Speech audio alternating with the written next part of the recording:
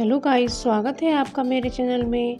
और मैं आज कुछ ऐसे किचन टिप्स लेकर आई हूँ जो बहुत ही यूज़फुल हैं और आपके बहुत ही काम के हैं। अब घंटों का काम होगा मिनटों में और बरसों की समस्या होगी खत्म। आप मेरे वीडियो को पूरा देखिएगा, इसके बिल्कुल भी न कीजिएगा। आप मेरे चैनल पर नए हैं तो मेरे चैनल को सब्सक्राइब जरूर से कीजिएगा। तो अब चलते हैं पहली टिप की तरफ। तो मैंने इसमें 2 चम्मच मिल्क पाउडर डाल दिया है। तो मैंने ये मदर डेयरी का मिल्क पाउडर लिया है, आप चाहें तो कोई सा भी यूज़ कर सकते हैं। तो मेरी ये टिप्स है दूध को लेकर, क्योंकि आपको अपने घर में पैकेट वाला दूध भी ज़रूर रखना चाहिए, क्योंकि कभी कभी ऐसा होता है कि मेहमान आ जाते हैं तो हमें एकदम से दूध उनके सामने लाना पड़ता है, वो अच्छा नहीं लगता है। तो अगर मिल्क पाउडर हो तो इस तरह से आप बना सकती हैं। मिल्क पाउडर को बिस्कर से बनाते समय फेंटते रहना चाहिए और हमें उबालते समय भी उसे बराबर फेंटते रहना चाहिए। और मिल्क पाउडर को, पैकेट को इस तरह से रबड़ लगा करके रख देना चाहिए जिससे उसमें नमी न जाए, और इसे प्लास्टिक के डब्बे में ही रखना चाहिए। तो ये मेरी 2 टिप्स हो गई हैं। अब मेरी तीसरी टिप्स है चाय को लेकर। अक्सर क्या होता है कि जब हम अपनी चाय में अदरक डालते हैं तो हमारी चाय फट जाती है। तो हम ऐसा क्या करें जो हमारी चाय ना फटे।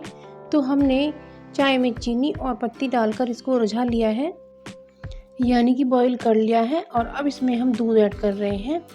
तो हमने अभी तक इसमें अदरक ऐड नहीं किया है।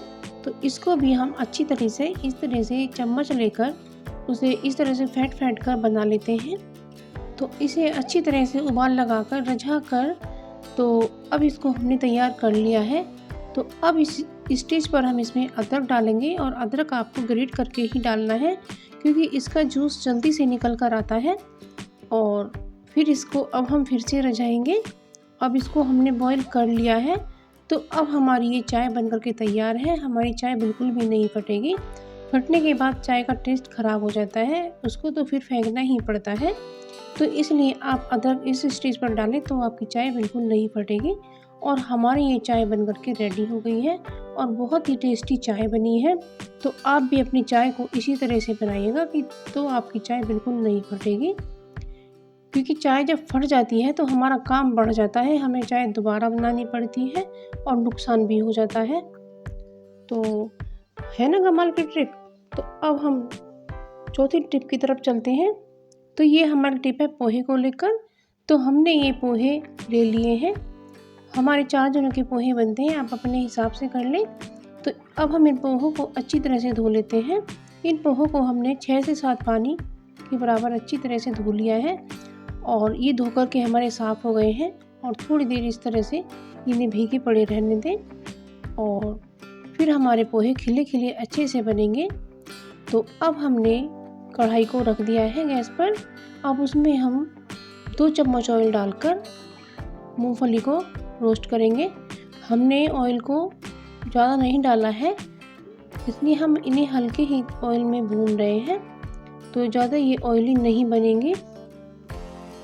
तो अब हमारी मूंगफली तैयार है। अब हमने इसमें और थोड़ा सा 2 चम्मच ऑयल डालकर इसमें राई, कटी हरी मिर्च और चॉप किया हुआ अदरक भी हमने इसमें ऐड किया है, और इसे हम अच्छे से भून लेते हैं। अब इसमें हम धनिया पाउडर और लाल मिर्ची पाउडर ऐड कर रहे हैं, आप चाहें तो कश्मीरी लाल मिर्च भी ऐड कर सकते हैं। तो अब इसमें हम अपने पोहे को डाल देते हैं। आप थोड़ा सा इसमें पानी डाल दें इसी स्टेज पर, छौंक में हमने अब डाला है। तो इससे क्या होता है, हमारे पोहे कच्चे नहीं बनते हैं, इससे हमारे पोहे में ज़्यादा सूखापन नहीं आता है।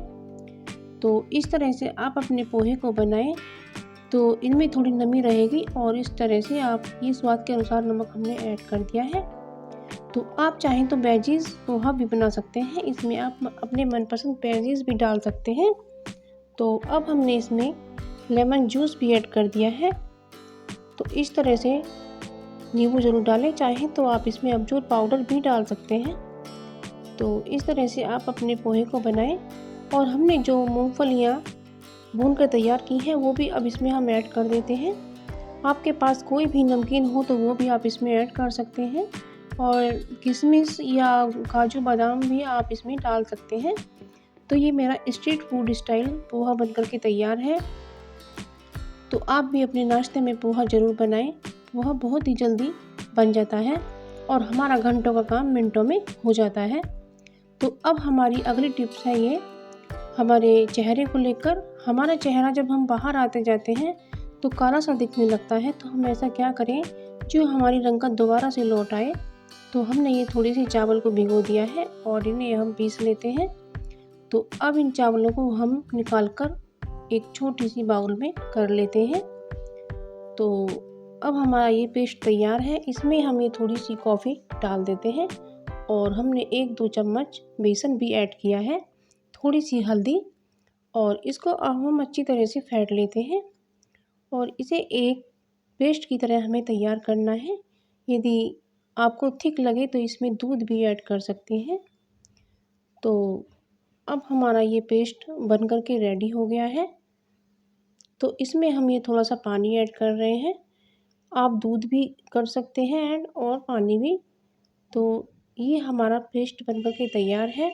अब ये हमारा एक फेस पैक बनकर तैयार है और हम इसे अपने हाथ पर लगाकर दिखा रहे हैं। आप इसे फेस पर लगाइएगा और हाथों पर भी लगा सकते हैं और गर्दन पर भी। तो इससे आपकी रंगत लौट आएगी, जो कालापन है सब हट जाएगा। तो आपको मेरी कोई भी ट्रिक इसमें ज़रा भी यूज़फुल लगी हो तो आप मुझे कमेंट करके ज़रूर बताएं कौन सी ट्रिक सबसे ज़्यादा अच्छी थी। और आज के लिए बस इतना ही, मिलते हैं एक नई वीडियो के साथ में। तो अब मुझे सपोर्ट करने के लिए मेरे चैनल को ज़रूर से सब्सक्राइब कीजिएगा और मेरी वीडियो को लाइक कीजिएगा और दोस्तों के साथ शेयर भी ज़रूर कीजिएगा। तो मिलते हैं एक नई वीडियो के साथ में, तब तक के लिए बाय।